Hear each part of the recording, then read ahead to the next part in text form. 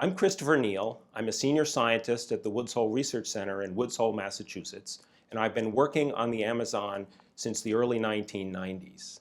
The Amazon is the world's largest tropical rainforest. It covers an enormous area of nearly 8 million square kilometers in northern South America. That's about 7/8 the size of the entire lower 48 states in the US. It's a globally important ecosystem.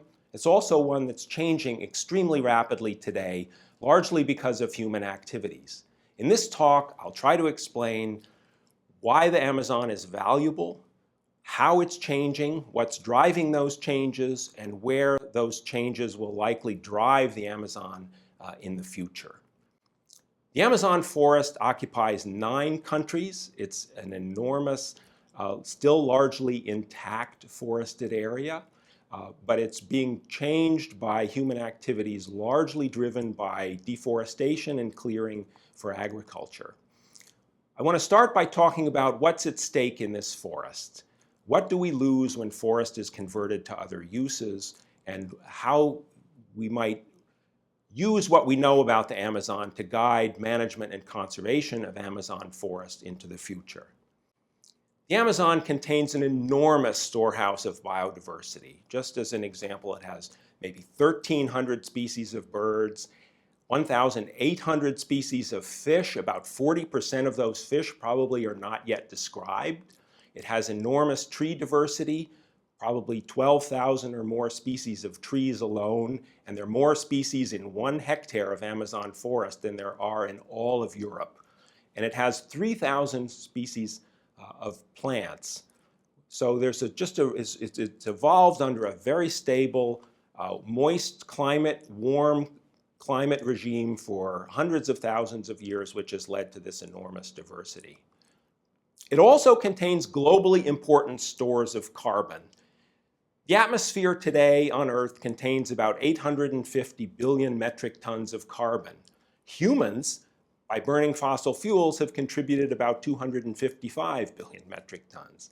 Tropical forests on Earth today contain 270 billion tons of carbon. That's more than humans have put into the atmosphere to date. We need to keep that carbon out of the atmosphere to avoid even more dramatic climate changes on Earth, and the Amazon forest alone contains about 1/3 of that tropical forest carbon, maybe about 86 billion metric tons of carbon.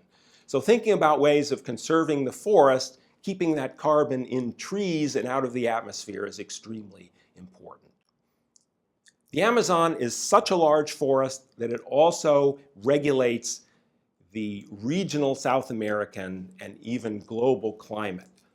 The Amazon River itself is larger than the next 6 largest rivers on Earth combined. It contains 20% of the Earth's fresh water, and roughly 50% of the rain that gets delivered onto the Amazon forest is recycled water that has been transpired through the very large cover of trees in the Amazon rainforest. The Amazon is also important because it provides services for people. People live and use the Amazon. There are at least 220 ethnic groups that live in the Amazon.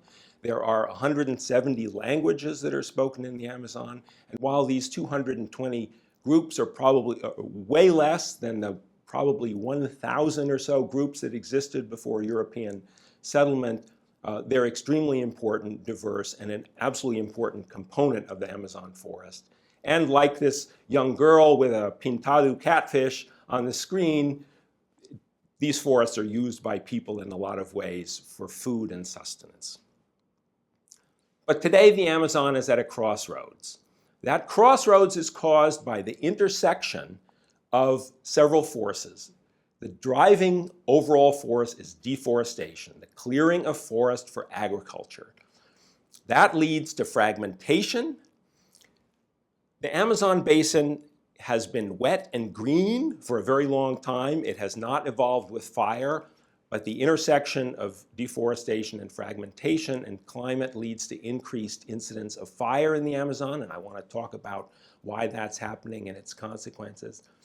And the Amazon has been a site of expansion of agriculture. It's one of the last remaining areas of the world with adequate rainfall where agriculture can expand, and agriculture has been expanding and will continue to expand, and it's important to incorporate our understanding of Amazon ecology into the ways that agriculture might be expanded in tropical regions in the future. And last, the global climate is changing, and that's going to influence the Amazon, and it's going to interact with all these other factors. All right, let's take a look at these. The Amazon has had historically, from the 1980s through the early 2000s, very high deforestation rates. Now, I live in Massachusetts, and I like to show this graph because it shows that through the early 2000s, the rate of clearing in the Brazilian portion of the Amazon alone, which is the vast majority of the area and the deforestation, was something on the order of 20,000 square kilometers a year. The area of the state of Massachusetts is 22,000 roughly square kilometers. So we were losing during this period every single year a forest the size of Massachusetts. Most of that clearing during this period was for pasture. Pasturing was a way of people claiming land and using it for agriculture in a not very intensive way, and raising beef over a lot of that area. That was the primary use of cleared forest land through the early 2000s. That's changing, and I'll talk about that when I talk about agricultural expansion. Deforestation leads to fragmentation. This picture here is an image that shows clearing for agriculture on one side of the screen and a forested reserve on the other. So it makes 2 points. One is that when you clear forest, you create lots of edges and lots of patches. Those have important ecological consequences. It also shows that when you draw boundaries for protected areas, that's a very effective mechanism for keeping forests standing. What does fragmentation do? It does a lot of things, but one of the most important is it accelerates extinction in fragmented forest. This is just a plot of the proportion of species that go extinct versus the area of fragments. It's from a marvelous study done over decades now in Manaus called the Biological Dynamics of Forest Fragments Projects, and it shows clearly that extinction rates are low in large fragments over toward the right of this graph and high in small fragments. So if you isolate 1 hectare of forest, you lose a third or more of the total number of species in that fragment over several decades of experimental study shown by this work. So the other new phenomenon in the Amazon, from my perspective, is fire.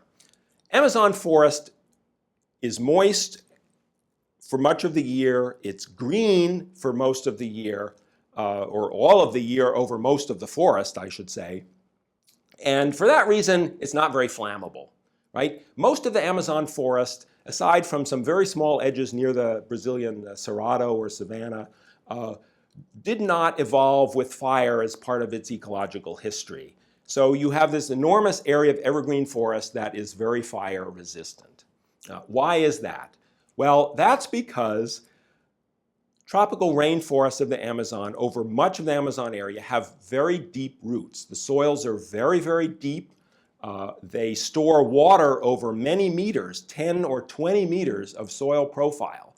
So it was discovered by Dan Nebstadt and his colleagues in the early 1990s that these roots penetrated to 3, 5, 8, 10, even 15 meters. They're allowing those trees to access water. So those trees can sustain a green forest canopy during extremely dry periods of the year. And much of the Amazon is dry for many months, almost no rain, but the forest stays green. This graph just shows a plot of forest root profile versus a managed pasture root profile. When you replace the forest with pasture, you decrease the number of roots going down, and the pasture ecosystem turns brown in the dry season. When it turns brown, it becomes flammable. So one of the things that happens, and I'm going to walk you through this slightly complex graph, is that in the dry season, when you have pasture, the leaf area and the brownness increases. So the leaf area goes down. So if you look here, here, this leaf area actually in pasture declines, right? And the forest leaf area actually stays very constant. So the forest stays green and the pasture turns brown. What that does is here, whereas in the forest here, the window in which the ecosystem is dry enough to burn is minuscule, right? And the chance that there's an ignition source coupled with when it's dry enough almost never happens. But that window is dramatically increased in pasture. So you've put now a very flammable ecosystem right adjacent to a forest ecosystem that never really burned much. And what happens is that fires that start in pastures, either intentionally or accidentally, now sort of move into the forest. They creep into the understory. They don't do a lot of damage the first burn, but they set the forest up for future change. So there's a lot of this fire now, this black area in this paper by Mark Cochran. He clearly showed that there's a lot of fire sort of creeping in from the edges of pasture, a consequence of fragmentation. Another new phenomenon that dramatically expanded in the 2000s was the dramatic expansion of crop agriculture into the Amazon. So remember, previous agriculture was largely cattle ranching, growing of grass, grazing of cattle at fairly low densities. Now, today, there's been a dramatic expansion of cropping in the Amazon. Now, 30, 40 years ago, the conventional wisdom was, well, you can't grow crops in the Amazon. Soils are too acid. The aluminum is toxic to plants. The phosphorus fertility is very, very low. Well, those barriers can be overcome with modern farming methods: fertilization, liming, pesticides to control tropical pests. So cropland has just expanded very dramatically in the Amazon since the mid-2000s. The principal crop has been soybeans, but more and more soybeans have been grown together with a second crop of corn or cotton, and this is has moved very rapidly into the Amazon from the southern end of the Amazon, where there's a seasonal dry season that works to control pests and diseases fairly effectively. This has been a fruit of a green revolution that's developed crop varieties that can grow in hot tropical climates, soybean varieties that can adapt to tropical day length, and the ability to use large amounts of fertilizer and pesticides. Soybeans is interesting because soybeans is now a global commodity. So where I work in the Amazon, you see trucks like this lined up on dirt roads more than 1,000 miles from the port. They get loaded with soybeans from the Amazon. They travel on dirt roads and then reach paved roads. And so there's this global transport network that takes soybeans from the central Amazon agricultural region all the way to other parts of the world.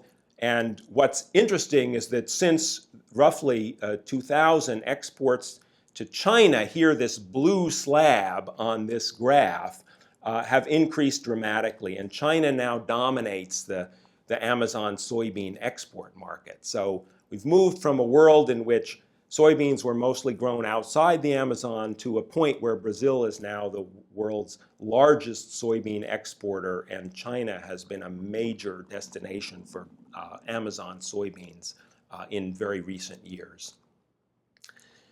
The other change that's occurring in the Amazon is climate. This map shows in red the areas where there are significant numbers of dry months. So if you look here in the southern Amazon region, and this just shows the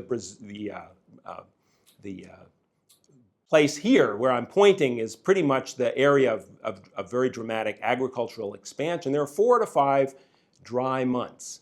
What's important now is those dry months are setting the Amazon up for increased interactions between fire and drought and agriculture over very large areas. I want to talk about drought because it's a very hot topic in the Amazon right now, and it's important to understand what the Amazon might look like if droughts increase, and El Niños, strong El Niños especially, bring very dry conditions to the Amazon. This is a picture of an experiment that was done in the central Amazon near the city of Santarém, and it was called the dry forest or seca floresta experiment, and this involved placing about 7,000 plastic panels in the forest understory to exclude rain. So in this experiment, rain was excluded. About 60% of the rainfall that fell in the rainy season on this forest was intercepted and moved away. And they studied over several years the responses of the trees. And it was very interesting, and I'll just highlight one of the results. Drought-induced mortality of large trees. And that mortality didn't start in the first year. It wasn't dramatic in the second year. But after 3 years of induced drought, there was a very dramatic increase in tree mortality. And this really is an interesting thing because fire, when it moves through the understory, tends to kill small trees. Drought tends to kill the big trees. And it's the big trees that have all the carbon, and it's the big trees that provide the microclimate and other conditions that sort of maintain the forest. So there's a very big potential impact of increased drought when they come sort of year after year after year. The other effect of drought is that it dramatically increases the potential for fire in the forest and fragmented landscape. So here's a plot of years on the bottom with the years here of the water deficits, right? So you have, these are very dry years in these years here where you've got this low water potential. And in the same years where you have dry conditions, this bar graph here is the area of Amazon that was burned. So when you have dry conditions, like over here in 2010 or 2007, you have a much larger area of Amazon forest that's burned in the larger Amazon forest region. So you set up that interaction. Drought plus fire means more forest degradation. The worry is that this phenomenon, this interaction, may set up a tipping point where you actually induce Amazon forest to become savanna. You change the vegetation, induce more grass, which begets more fire, and you actually change over a significant fraction, 20–30% of the Amazon, savanna-like conditions in a new global climate with longer dry seasons and more potential occurrence of multi-year droughts. So what is the Amazon's future? The good thing is the Amazon is still largely forest. This is a map, again, of the Amazon over 9 countries. And what you see in orange at the bottom is agriculture expanding. The purple is pasture, which has largely been focused and occurring in the southern and eastern Amazon. But large areas of the basin are still forested. The dark green areas are forest reserves. Those reserve areas have grown. And in fact, Brazil has expanded its protected area network very significantly since the mid-2000s. The other bright spot is that since 2000, deforestation rates in the Brazilian portion of the basin, which is where the major deforestation was occurring, have dropped dramatically since that period of high deforestation that I talked about through the early 2000s. In fact, Brazil has gone from having deforestation rates of, say, 20,000 square kilometers a year to down in the range of 5,000 square kilometers per year. It's almost a 75% drop in deforestation. And that occurred for a number of reasons. One is better policing of illegal deforestation. Another is expansion of protected areas. Another reason, which is very important now that Brazil is selling soybeans and corn into the international market, is those markets demand that those agricultural products be produced in a more sustainable way. And this was a protest in the central Amazon carried out by Greenpeace that triggered a series of events that led to a moratorium on the growing and selling of soybeans into international markets from areas that were cleared after 2006.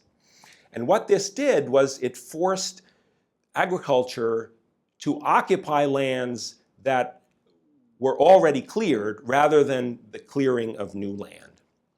And I think if we look forward to the future of the Amazon, an absolutely major important question is how Brazil and other Amazon countries manage agriculture in ways that allow that agriculture to intensify, to produce more on less land, and act as a reducer of the need to clear new land, to put new land into production.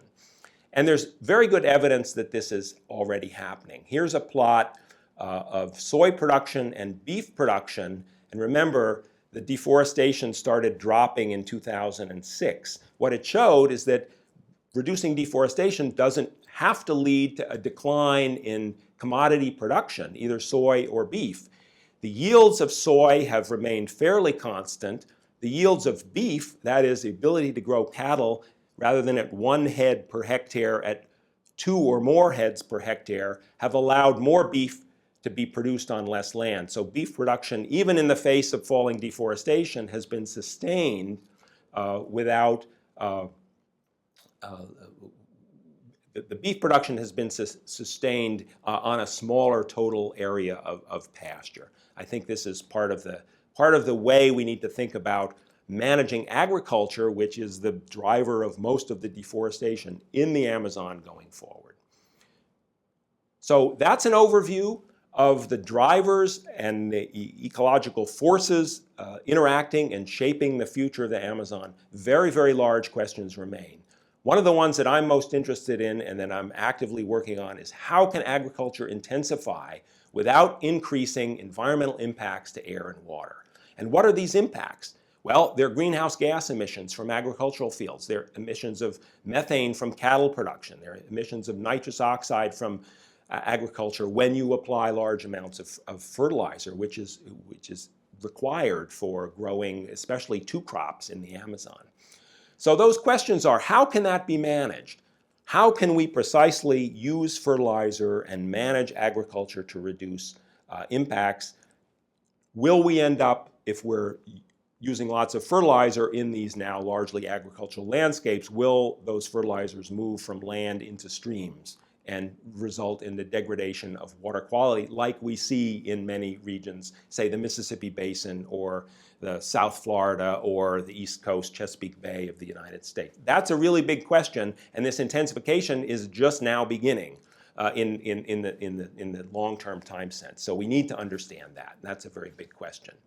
The other big question that I think is even more important and in some ways harder and more challenging to address, but we can make a lot of progress, is how much forest can be cleared before we reduce rainfall over the remaining forest and hence sustain this evergreen forest and prevent forest degradation and sustain the intensive agriculture that we're now depending on to be a bulwark against the need to clear new forest land. If 50% of the rain is coming from evaporated water, you evaporate much less water from cropland than forest. So you absolutely have to maintain a certain amount of that forest to generate the rainfall that you're now counting on to sustain the forest that you're trying to protect and to produce agriculture and crops in a more intensive way. That's a big unknown. I think that's an absolutely critical area of future research and the big unknown. We think that number is more than half the Amazon forest. We're approaching 25% of the total Amazon forest cleared, so we're reaching a point where we may see these irreversible effects. But I think that it's both the worry and the hope, right? We have to intensify agriculture in the Amazon to be able to have agricultural production. Agricultural crops are Brazil's #1 export, for example. But we also need that forest to sustain this system that we're counting on as a way of protecting the climate. So that's an introduction to the Amazon, why it's important, how it's changing, and how it might change in the future. There's progress, a lot of progress has been made on reducing deforestation in the last decade. It's still a challenge to reduce deforestation to zero. Brazil has pledged to reduce deforestation to zero by 2030. That remains a real challenge, but I think now, I wouldn't have said this 15 years ago, but it remains a real possibility. I'd like to acknowledge my collaborators in this work at the Marine Biological Lab and the Woods Hole Research Center. Also, our wonderful NGO collaborators at the Institute for Amazon Environmental Research, based in Brasilia, the University of Sao Paulo, University of Potsdam, Max Planck Institute for Biogeochemistry, Brown University, and also to Grupo Maggi for giving us permission to work on a giant soybean farm in the state of Mato Grosso in Brazil. This work that I've talked about has been made possible by a wide variety of funding sources, including from NSF, NASA, Gordon and Betty Moore Foundation, the Research Foundation for the state of Sao Paulo, and the Brazilian National Science Agency, CNPq.